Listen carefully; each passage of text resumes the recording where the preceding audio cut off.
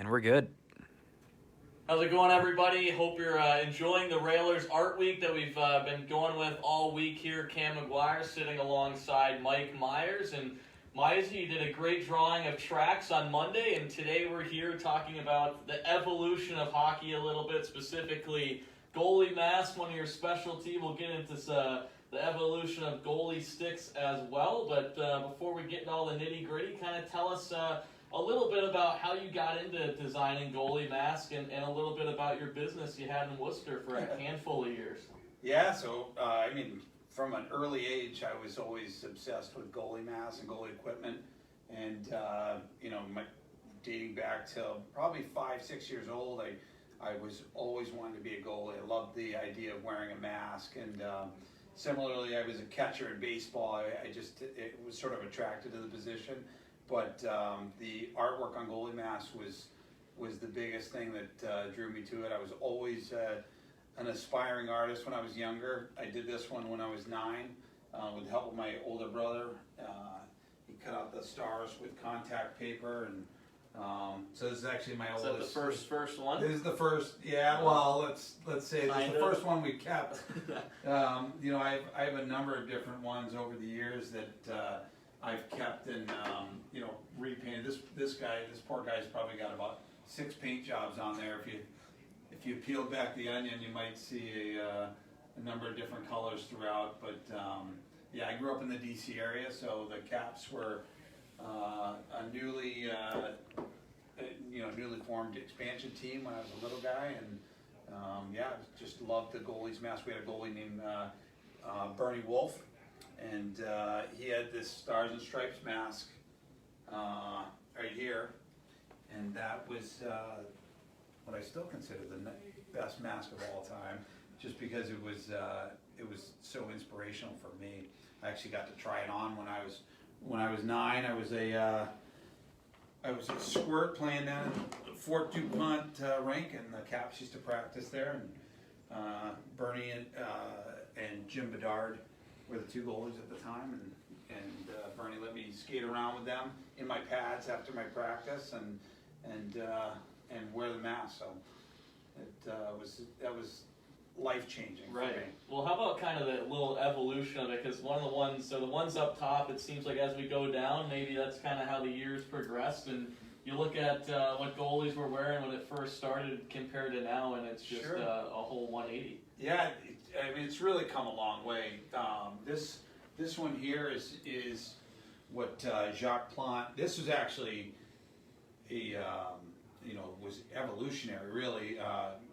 When he first wore a mask, it was form fit to his face and had 0 padding and a wide. I was gonna say goalies too. They didn't wear. What was the correct? The year that it was like. Yeah, the exact year. I'm not positive. Time frame. But early 70s was when the last sort of set of goalies without masks ever played. But this one was actually modeled off of what was the first, what we would call mass-produced mask. Jacques Plante did a FibroSport mask that was sold in catalogs throughout Canada and in different parts of the U.S., mostly northern states.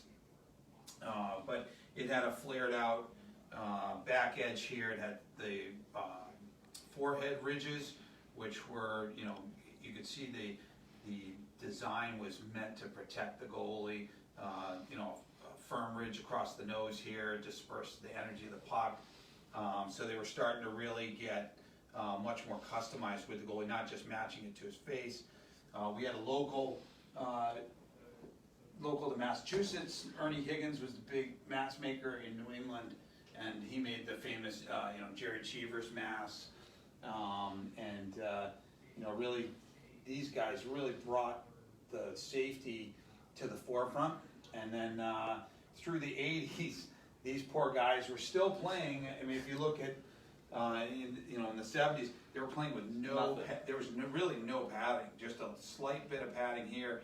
The reason being, you wanted to get, a little slippery, you wanted to get the eye holes as close to your eyes as possible, because the further you were away, you'd see the edges of the eye holes in your peripheral vision. That's why you'll see different guys' masks have bigger eye holes carve them out, and you know, because the key is you want to see. Kind of like those two up top. So, well, then into the 80s, goalies switched on to a helmet and cage combo and moved away from the fiberglass mask because they were getting contact splits on their face and you know, double black eyes if they got hit, you know, square in the forehead. And then that was a downtime for goalies just because, you know, you couldn't really paint the mask. Right. So there was no individuality, and even through my high school years and in through college, you weren't allowed to wear the more modern style combo, combo mask. And this was my junior year, so '92. The NCAA allowed a HEC certification on certain goalie masks. So iTech was one of the companies. Badger, this is a Badger, was allowed. And so of course, you know, being the mask fanatic that I am, I was one of the first in line to go run out and grab one of these guys, and I grabbed some tape and different style, you know, like masking tape and different automotive trim tape, and basically came up with a design that it was kind of Andy Moog, his style at the time, and the little skating greyhound on the top for Assumption, and yeah, I was excited to finally be able to wear a mask in actual games, and unfortunately it was short-lived because I was, you know, the next year I was a senior and gone, but it was nice to have been able to paint my own mask after doing it for so long.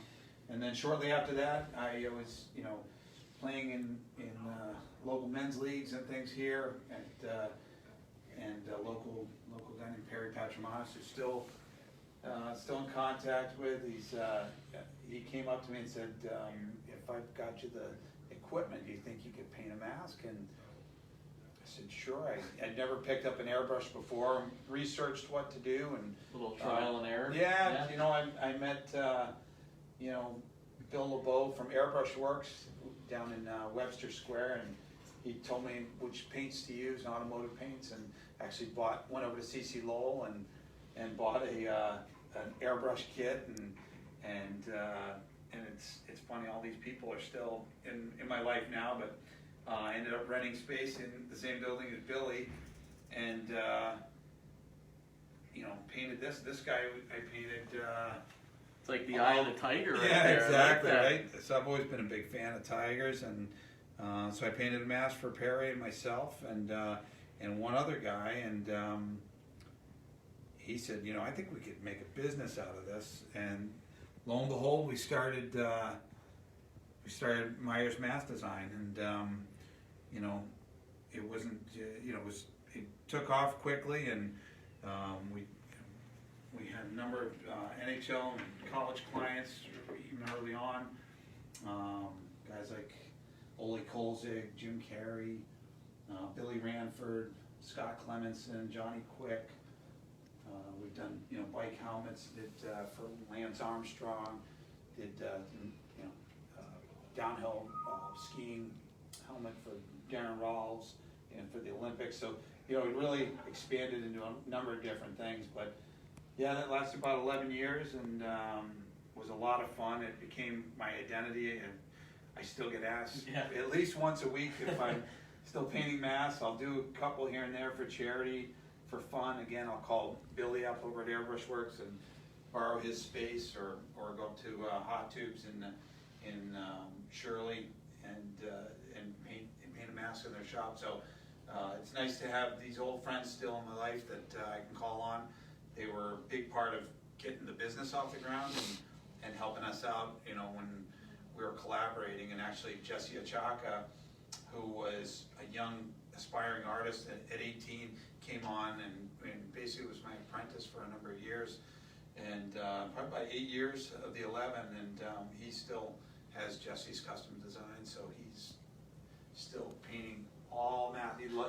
He just can't get away from the mask. So, yeah, so and it's nice keeping in touch with him and some of the work he's doing around the NHL and college ranks, just to feel a part of it, and he does some great work, and the artwork has come so far. You know, some of the older, you know, you look at the 70s and then 80s and 90s, and where the graphics have gone, it really has blossomed into, you know, the guys are taking it to the next level, and it's been a lot of fun to watch. And similarly, the masks have catapulted from, you know, something that was a straight fiberglass mask to one that was, you know, Kevlar and fiberglass composite, to a Warwick mask here, made by Gary Warwick in Michigan, and you can see the carbon fiber weave. They're light, they're stiff, and they're so protective. And if you remember what the old one had for padding, this one is, you know, significantly more padded, has a chin cup. You have great vision with the open cage, and more breathability. Guys aren't, you know, sweating to death like they were with the old fiberglass mask. So it's a it's a big difference, and goalie equipment in general has really grown leaps and bounds from heavy leather, you know, deer hair filled pads in the 60s, 70s, and early 80s to, you know, more lightweight foam plastic materials that don't absorb water, stay light all the way through the game, and also don't inhibit the goalie's ability to, you know, butterfly and move on his knees. So a lot of great innovations that really kept, you know, goalies safer, more mobile, and the ability to, you know, block more shots. I know that the shooters, you know, are always crying that the goalie is cheating, but pads are too big. Until you've stepped in front of a guy ripping slappers at you with, you know, with a composite stick, I think you leave the opinions to somebody that's else. something I never thought of either, is the way down of the equipment with like sweat and water on some of that old leather would be. It's not just it was the leather, even some of the synthetic gloves and things still absorb water. So and chest protectors too. So a lot of the innovations in goalie equipment had to do with water absorption and just staying light from the start of the game to the end. You know, you look at forwards all the time. You know, those guys have glove dryers. Guys use a different pair of gloves every period. You know, just for that little weight. Imagine having these massive pads on your legs. Yeah, just soaking up water. So that was a big innovation. And again, the safety piece, and how, you know, when a goalie goes down, not having so much stress on the hips and the knees. Obviously, it's a position that demands a lot out of you physically. So, you know, you see a lot of guys with knee issues, especially back in the day. And, you know, there's a big focus now on hip health, knee health in younger goalies because they play so much on their knees. And the equipment companies, you know, play a big part in making sure that the pads are designed to, you know, take some of that stress off those important joints, so you don't end up like me and having a hip replacement before you're 40. And it's just a, you know, I think it's an occupational hazard, but they're looking, you know, ways to, you know, lessen the risk of that. So Let's a little bit about the equipment, about the mask. I want to segue into lastly here the sticks. Yeah, things.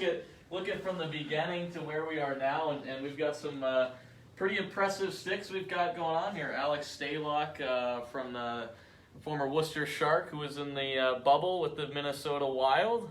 We've got some other big names on here, but kind of look at these from start to finish where we're at now, and the sticks, just as much as the mask, have really taken a turn. Not a big name guy, but this was my stick when I was, I was probably used this for 2 years, I think, 8 or 9. I used that, so that's a classic. I can't even imagine trying to rip that tape off. That's a Northland. Yeah, that's, I think I even used friction tape, so it's even heavier. But this was what, like, Tony Esposito used the Northlands back in the day. And so it was, you know, big popular brand back in the day. This was around that same year. This is Bernie Wolf's stick that he gave to me. I can't remember if it was the day I skated with them that he gave it to me, but I've had this since I was probably 7, 8 years old, so it might have even predated that skate with them, and you can still see the stamped name. This stick here, again, another Caps goalie. This is this was Bob Mason's. This is actually, I hand colored this black because I wanted a black stick. It was green, and he went. That was his college stick, and that was actually, he used that in 1984 in the Olympics. This was one of his practice sticks that I was able to grab from him. And another Caps goalie, Al Jensen, mid '80s goalie. You can see the progression really with the wood, and this has a fiberglass covering on it, but really not a lot of difference. And if you look down at the bottom, Bob Mason was a lefty goalie, and he used a straight blade. Al Jensen used a straight blade, and a very much more upright lie on the stick, meaning the angle of the blade. Right. And just around that time, curved blades for goalie sticks really became, the standard. We moved forward probably about almost 10 years, and you can really see it before there's a real difference. And this is Ole Kolzig's cap stick. This is when I painted the first mask I did for him. He gave me a little thanks for making me look good autograph. But yeah, really, it's graphite reinforced. You can see the carbon strips going down. You see a stronger taper. You can also see that he had some customizing done to it. So this side of the paddle is lower, so that when you grip it, has a different feel. And it's a perfect time to segue into Alex Stalock. So 2009-ish. This is still a pretty standard stick. It's got a foam core, but it's mainly wood and with the fiberglass, so it's not that much different than what Kolzig was using. And the reason he likes staying with that and not going to, because it's around the time when the composite sticks started coming in, he liked to cut these out. He had a trigger finger, so he would, and a lot of guys, customize their sticks back in the day, a lot more than now, the forwards. But goalies, some guys get really into, their grips, and we could do a whole show on grips. Yeah, right. But Gotta get funny in here. Exactly. So this was probably the most unique one I've seen with Al, just because he would take such care with each of his sticks. He still does it. Wow. And it's just one of his little trademarks. And he is, as most people know, one of the best puck handlers in the league. So he can fire a puck. The next two are really sort of modern sticks, right? One is a straight composite, all carbon fiber paddle and shaft, but it's still got your same basic shape as the others. Now, a stick like this would not be able to be customized, right? So a guy like Al Stalock is not gonna be using that. So you still have, guys using the more traditional materials, but then you get into some of these funky ones. It's like a toothpick. And this thing is about as light a stick as you can get.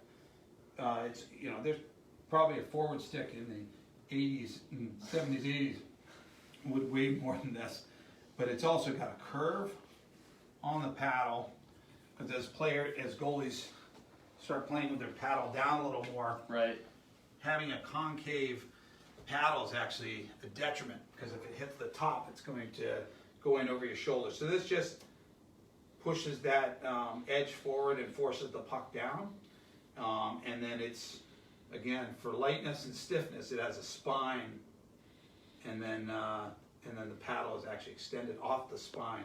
So a little bit of a extreme example of a modern stick, but it's actually a pretty popular stick. The guys really like it. Equipment managers and GMs and anybody involved in budgeting don't like them. They're extremely expensive, but goalies like them. They're light, and they still have the feel of a stick. A lot of times the risk of using composites, straight composites, is that you lose the feel of a wooden stick. So yeah, so you can see, I mean, the technology has really played a huge part. You know, modern materials, the technology, being able to create things on computers and really customize the feel, the weight, the balance of these sticks makes a huge difference from, you know, back in the day.